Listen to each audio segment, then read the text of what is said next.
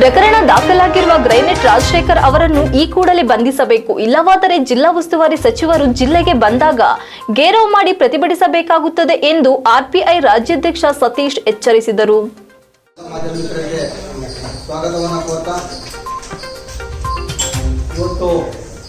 ಈ ಗೋಷ್ಠಿಯಲ್ಲಿ ಎಲ್ವಿ ಬ್ರಿಗೇಡ್ನ ಜಿಲ್ಲಾಧ್ಯಕ್ಷರಾದಂಥ ರಾಜೇಶ್ವರ ಇದ್ದಾರೆ, ನಮ್ಮ ಆರ್ಪಿಐನ ತಾಲೂಕು ಅಧ್ಯಕ್ಷರಾದಂಥ ರಂಜಿತ್ ಅವರಿದ್ದಾರೆ, ಜಿಲ್ಲಾ ಕಾರ್ಯಾಧ್ಯಕ್ಷರಾದಂಥ ಆರ್ಪಿಐನ ಹರೀಶ್ ಕುಮಾರ್ ಇದ್ದಾರೆ, ಅರಸೀಕೆರೆ ತಾಲೂಕು ಅಧ್ಯಕ್ಷರಾದಂಥ ರಂಜಿತ್ ಕುಮಾರ್ ಅವರಿದ್ದಾರೆ.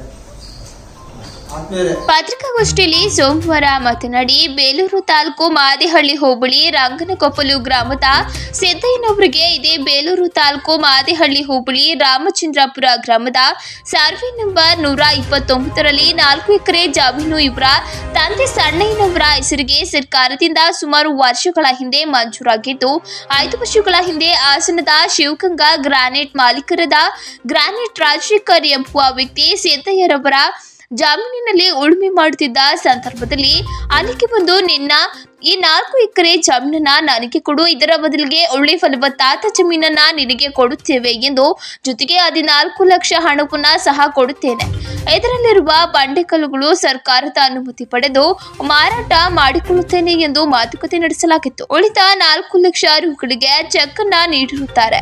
ನಂತರ 4 ಲಕ್ಷ ಚೆಕ್ ಅನ್ನ ನಗದೀಕರಿಸಲು ಬ್ಯಾಂಕಿಗೆ ಹೋಗಿ ಕೇಳಿದಾಗ ಈ ಖಾತೆಯಲ್ಲಿ ಯಾವುದೇ ಹಣ ಇಲ್ಲ, ಬೌನ್ಸ್ ಆಗಿದ್ದು, ಆದ್ದರಿಂದ ತಾವು ನನಗೆ 4 ಲಕ್ಷ ನಗದು ಹಣ ಹಾಗೂ ನನಗೆ ಮಾತು ಕೊಟ್ಟಂತೆ ನಮ್ಮ ಜಮೀನನ್ನ ನಿಮ್ಮ ಹೆಸರಿಗೆ ಮಾಡಿಸಿಕೊಂಡು ನಮಗೆ ಬದಲಿ 4 ಎಕರೆ ಜಮೀನು ಮಾಡಿಸಿಕೊಡಿ ಎಂದು ಕೇಳಿದ್ರೆ ಒಂದಲ್ಲ ಒಂದು ಸಬೂಬು ಹೇಳುತ್ತಾ ಕಾಲು ದುಡುತ್ತಾ ಬಂದಿದ್ದು, ನಾವು ಮಾಧ್ಯಮದ ಮುಂದೆ ಹೇಳಿಕೆ ನೀಡಿದ ಕೆಲ ದಿನಗಳ ಹಿಂದೆ ರಾಜಶೇಖರ್ ಮೇಲೆ ಹಳೆಬೀಡು ಪೊಲೀಸ್ ಠಾಣೆಯಲ್ಲಿ ದೂರು ದಾಖಲು ಮಾಡಿದ್ರು. ಆದರೆ ಪೊಲೀಸರು ರಾಜಶೇಖರನ್ನ ಬಂಧಿಸಲೇ ಇಲ್ಲ. ಆದರೆ ದುರಂತ ಎಂದರೆ ಇತ್ತೀಚೆಗೆ ನಡೆದಂತಹ ಗಣರಾಜ್ಯೋತ್ಸವದಲ್ಲಿ ವೇದಿಕೆ ಮೇಲೆ ಜಿಲ್ಲಾ ಉಸ್ತುವಾರಿ ಸಚಿವರು ಭಾಗವಹಿಸಿದ್ದು, ವೇದಿಕೆ ಮೇಲೆ ಇಂತಹ ಆರೋಪಿಯನ್ನ ಕೂರಿಸಿಕೊಂಡಿದ್ರು. ಇದು ಪ್ರಜಾಪ್ರಭುತ್ವಕ್ಕೆ ಗಣತಂತ್ರಕ್ಕೆ ಅವಮಾನ ಮಾಡಿದಂತೆ ಎಂದು ದೂರಿದ್ರು. ಈ ವೇಳೆ ಇವರ ಗುಪ್ತದಳ ಇಲಾಖೆ ಏನು ಮಾಡುತ್ತಿತ್ತು ಎಂದು ಪ್ರಶ್ನೆ ಮಾಡಿದ್ರು. ರಾಜಶೇಖರ್ ಯಾರು ಎಂದು ಎಸ್ಪಿಗೆ ಗೊತ್ತಿದ್ರು ಸುಮ್ಮನಿದ್ದಾರೆ ಹೊರತು ಏತಕ್ಕಾಗಿ ಬಂಧಿಸಲಿಲ್ಲ ಎಂದು ಪ್ರಶ್ನೆ ಮಾಡಿದ್ರು. ಮರಕಳ್ಳರು ಎಂದು ವಿಕ್ರಮ್ ಸಿಂಹ ಅವರನ್ನ ಬಂಧಿಸಿದ್ರು. ಆದರೆ ವಿಕ್ರಮ್ ಸಿಂಹ ಅವರಿಗೊಂದು ಕಾನೂನು, ಇಲ್ಲಿ ರಾಜಶೇಖರ್ ಅವರಿಗೊಂದು ಕಾನೂನು ಇದೆಯಾ ಎಂದ್ರು. ಎಲ್ಲರಿಗೂ ಒಂದೇ ಕಾನೂನು ಇರಬೇಕು. ಮರಕಳ್ಳತನ ಮಾಡುವುದು ಅಕ್ರಮವಾದರೆ ಗಣಿಗಾರಿಕೆ ಮಾಡುವುದು ಉಲ್ಲಂಘನೆ ಆಗುವುದಿಲ್ಲವೇ ಎಂದು ಆಕ್ರೋಶ ವ್ಯಕ್ತಪಡಿಸಿದರು.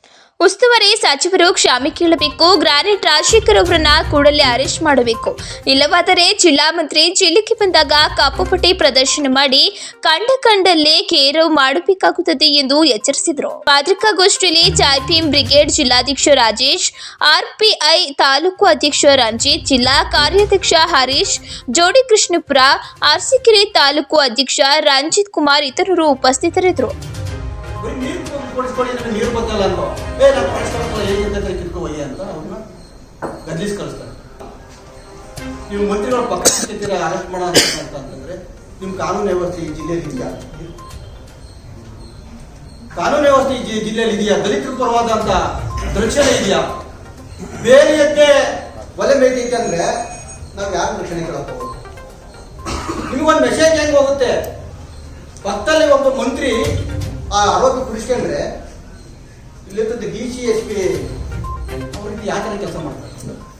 ಇವ್ ಮಂತ್ರಿ ಪರದವ್ರು ಹೆಂಗ್ ಪರವಾಗಿದ್ದಾನೆ, ಮಂತ್ರಿ ಬಹಳ ಆಪ್ತಿದ್ದಾನೆ, ಹೆಂಗ್ ಅರೆಸ್ಟ್ ಮಾಡೋಣ ಅಂತಾರೆ. ಕಾನೂನು ಹೆಂಗೆ ಅವ್ರು ಕೈಗಿರ್ತಾರೆ. ಆ ದೃಷ್ಟಿಯಿಂದ ಉಸ್ತುವಾರಿ ಕ್ಷಮೆ ಕೇಳಬೇಕು, ಅವನ್ನ ಬೇಗ ಅರೆಸ್ಟ್ ಮಾಡಬೇಕು ಕೂಡಲೇ.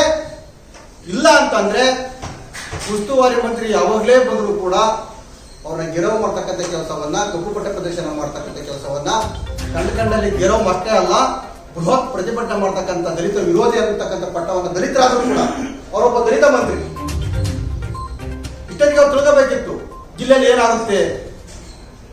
ಹಾಗಾಗಿ ಅವ್ರಿಗೆ ಗೆರವು ಮಾಡ್ತಕ್ಕಂಥ ಕೆಲಸವನ್ನು ಮುಂದಿನ ದಿನಗಳಲ್ಲಿ ಮಾಡ್ತೀವಿ. ದಲಿತರ ಮೇಲೆ ನಿರಂತರವಾಗಿ ಕಾಂಗ್ರೆಸ್ ಗೌರ್ಮೆಂಟ್ ಬಂದಂತ ನಂತರದಲ್ಲಿ ಕಾಂಗ್ರೆಸ್ ಹೆಸರಿಕೆನೆ ಅಧಿಕಾರಕ್ಕೆ ಬಂದಂತ ಸಂದರ್ಭದಲ್ಲಿ ರಾಜ್ಯದಲ್ಲೂ ಕೂಡ ದಲಿತರ ಮೇಲೆ ದೌರ್ಜನ್ಯ ನಡೀತಿದ್ದೇವೆ, ಕೊಲೆಗಳು ನಡೀತಿದ್ದೇವೆ.